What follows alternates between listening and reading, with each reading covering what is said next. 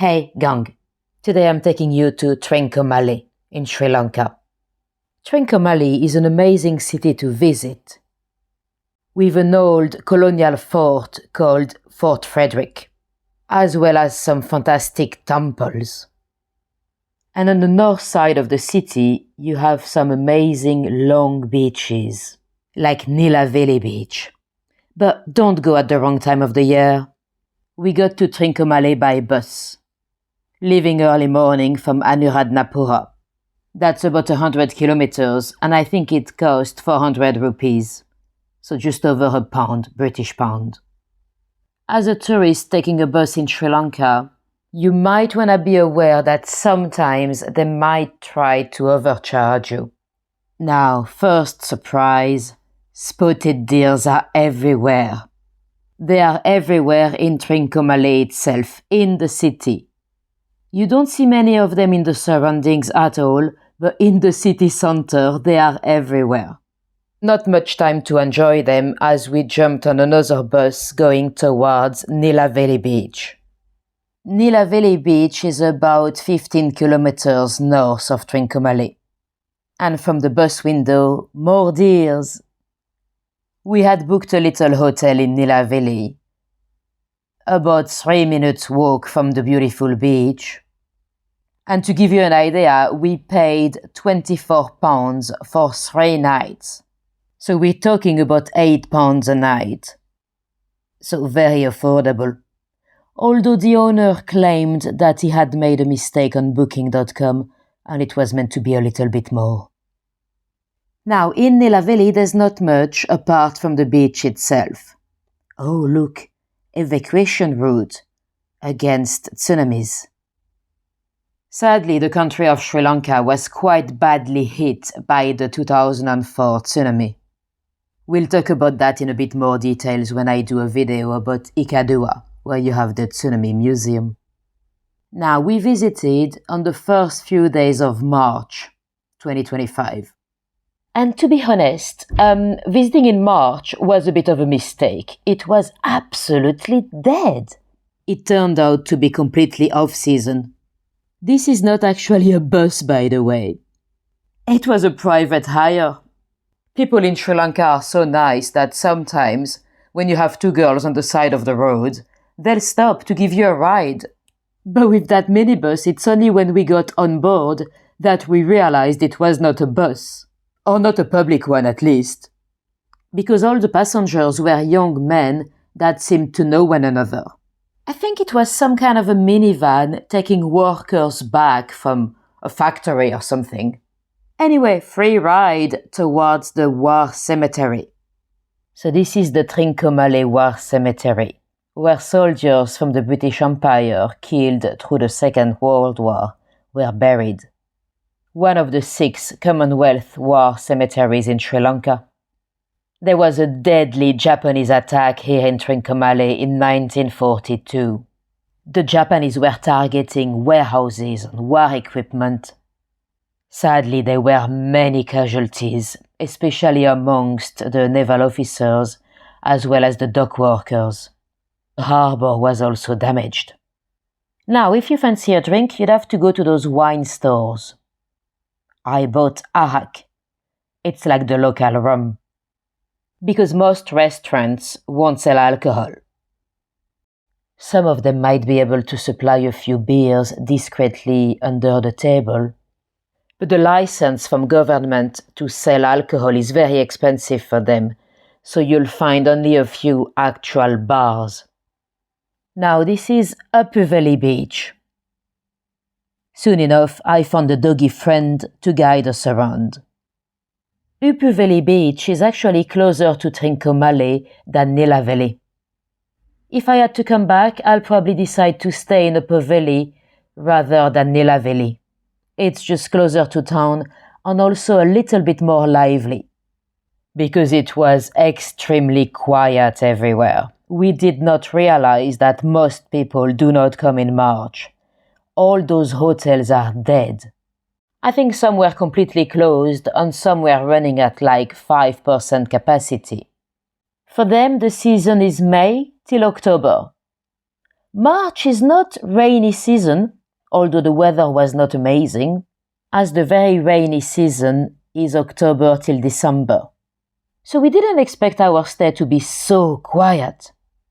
This is Fernando's bar, by the way, one of the very few bars, where finally we met a few tourists.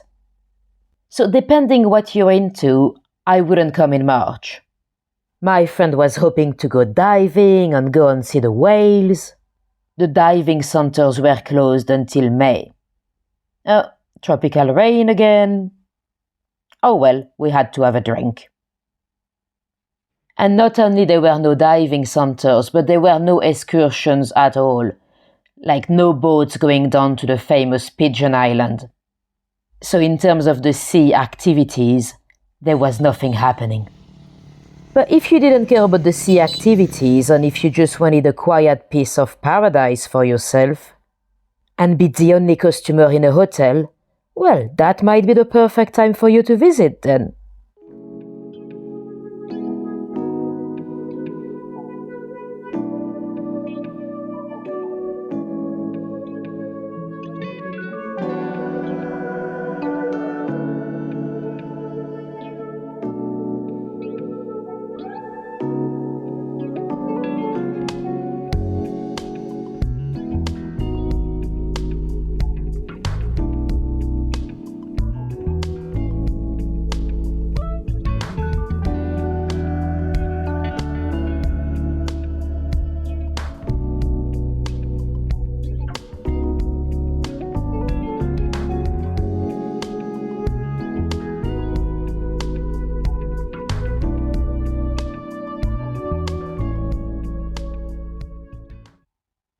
Indian palm squirrels.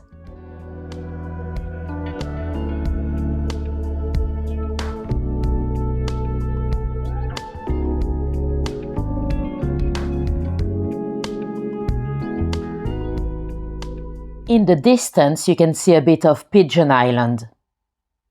But you can't go in March.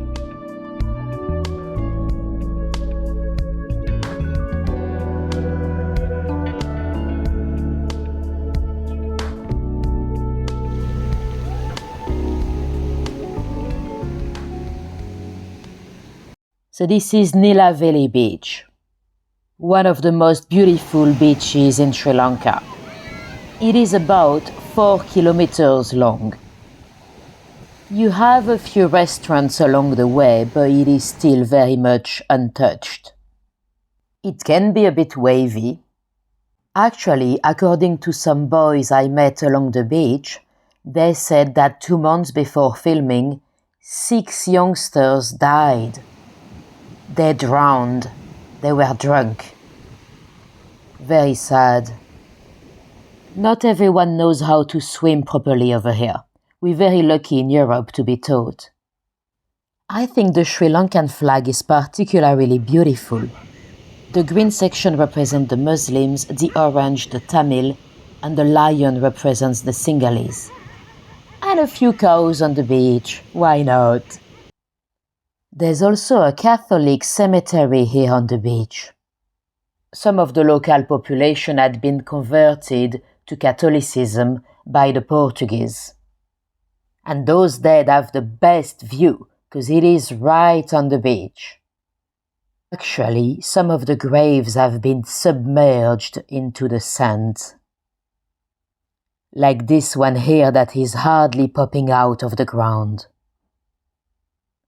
Today, a large chunk of the population in Trincomalee practices Hinduism. You see a little colorful temple here in the background. We went for a little lunch on the beach.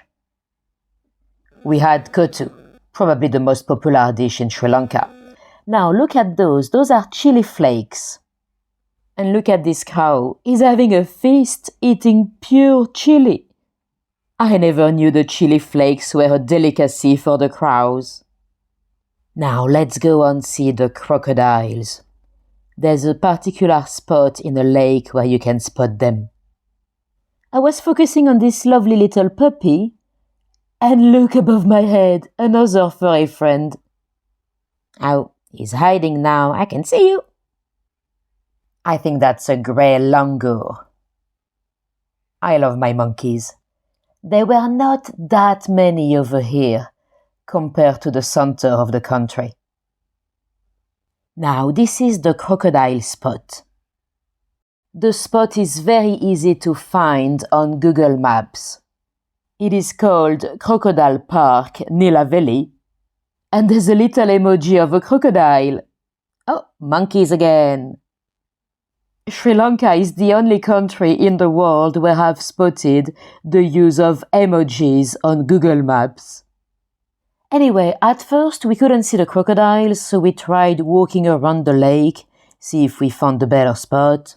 But then we came back to the original spot, the one pin-dropped on Google Maps. That was chicken, what you've just seen coming into the water. The way to attract the crocodiles is to drop some chicken leftovers in the water. And here they come, there's one in the distance there. Now, it is a patience game. We had to wait for a while before they actually appeared. And suddenly we had like 5. And sometimes the eagles are stealing the food. We came on our own, but we were lucky that there was a guide with some customers there, dropping some chicken. If you wanted a guide with chicken, it's fairly affordable. You just pay one of those tuk-tuk men. It cost about 1,500 rupees. Wow, look at this one coming through. 1,500, by the way, it's like 4 pounds. British pounds. He's gonna get the chicken. There we go. Wow. It doesn't look amazing on camera, but it's quite impressive when you're there.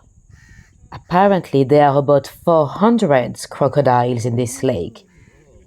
And as you can see, they're quite long. They are about 2 meters long.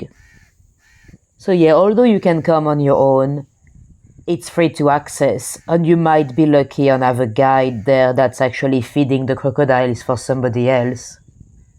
I actually came the next night, as some of you might remember I did a live stream from there. And there was another guide there with his customers. So chances are, even if you don't hire a guide, there'll probably be one there. Because otherwise you'd have to go to a butcher or something to get some leftover chicken. So it's probably just easier to take a guide. And even if the crocodiles didn't turn up, it is also a lovely place to come and watch the sunset anyway.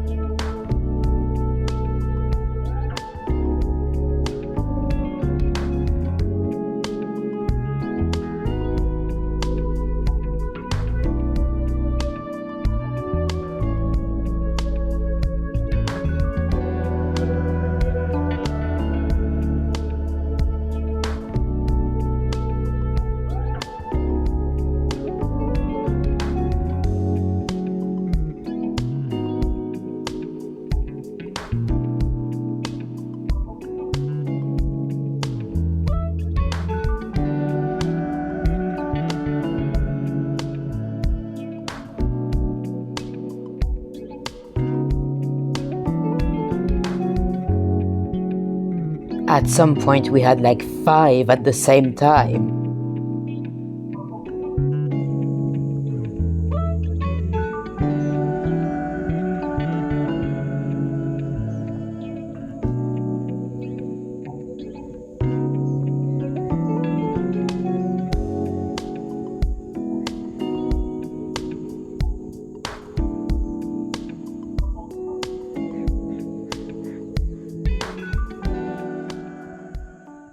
And some buffaloes came to pay us a visit as well.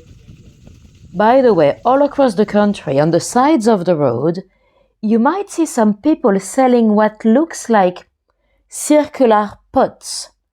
We saw them several times from the bus windows, and we wondered what it was that they were selling in those pots. Eventually, we managed to get one opened. It was buffalo mozzarella. I didn't try though. I don't care for cheese. I'm a terrible French. That's why I've been banned and I had to move to the UK.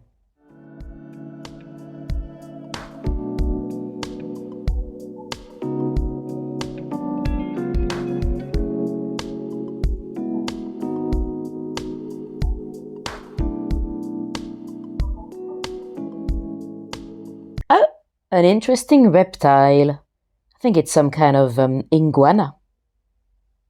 On our last day, we decided to jump on a bus back to Trincomalee. The buses, by the way, sometimes they drive like crazy. It honestly feels like they're in a racing video game sometimes. Anyway, back in Trincomalee, where you'll see a lot of dry fish being sold.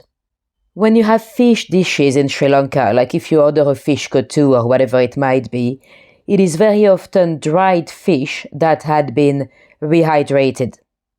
And here are the spotted deers again. The spotted deers are all over the city.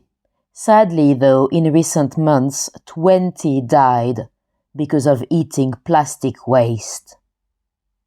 And you can go and pet them. Hey, look at the camera. You can give them a cuddle and everything. They're very friendly. This is me trying to take a selfie. They're scavenging and begging for food like stray dogs. They were brought to the country by the Brits, to be used as pets by the militia at Fort Frederick. Whoa, look at this monitor lizard. It is huge. So let's go and explore Fort Frederick. The fort was originally built by the Portuguese, but it was rebuilt by the Dutch. Most of the 18th century, Trincomalee was under the Dutch. And it was also once under the French and the Portuguese, and in 1782 it was captured by the Brits. It was a very strong naval force. Apparently once the Admiral Nelson called it the finest harbour in the world. This is the entrance. The fort was built on the site of a temple, an ancient temple, called Kaneswaram Temple, also known as the Temple of the Thousand Pillars. Sadly, the original was destroyed by the Portuguese at the beginning of the 17th century. The first fort on the site, built by the Portuguese, was in 1624. I think there are some remains of an ancient temple underwater somewhere. You can go and dive and see them, I think.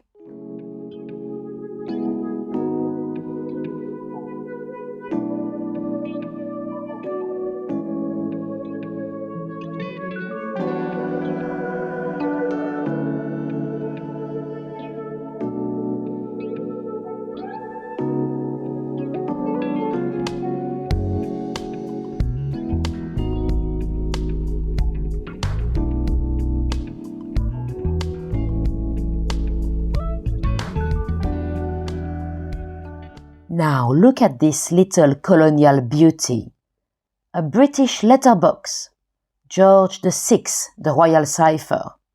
That would have been one of the last one produced, because of course that's the year of the independence from the Brits. So after 1948, the post boxes had to change. Anyway, on the day we visited in Trincomalee, there was a Hindu celebration for Lord Shiva. Oh, look, a male peacock on the tree there. Some of the ancient people on the island used to eat them, peacocks.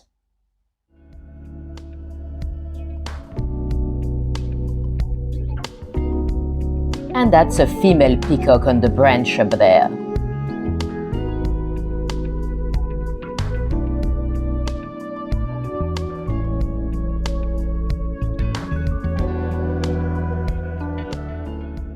That's the little market leading to the temple.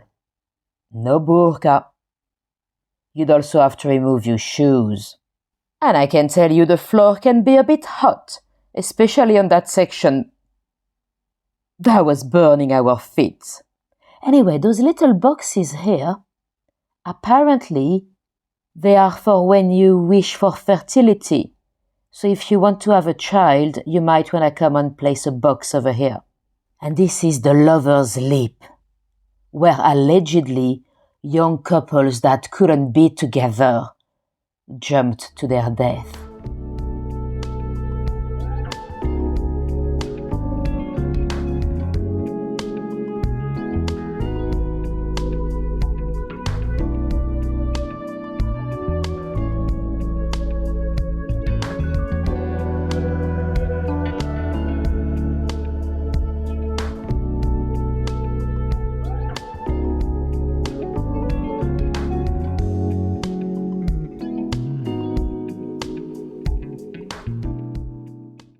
That's another temple in the city center, where we witnessed a bit of a Hindu ceremony.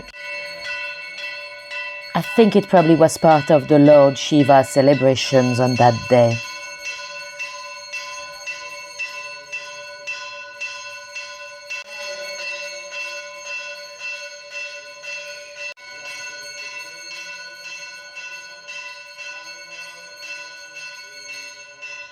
Some of the temples are so beautifully decorated. Anyway, I hope I gave you a nice little overview of my first impressions of Trincomalee. Hope it is now on your bucket list. Oh, this cow must be very sacred because they've painted the horns. If you happen to be a local watching this video, and if you have any suggestions for future travelers into Trincomalee, do pop them in the comment section. Or if I said anything wrong, feel free to correct me as well. So overall, I do highly recommend visiting Trincomalee. It is a bit off the beaten path. I think most people coming to Sri Lanka would go to the center of the country and then down to the south. So it still feels very authentic and off the beaten path. Anyway, time to say bye to our little animals and jump on a bus towards our next destination. Bye, monkeys! If you have any questions, pop them in the comments as well. Bye!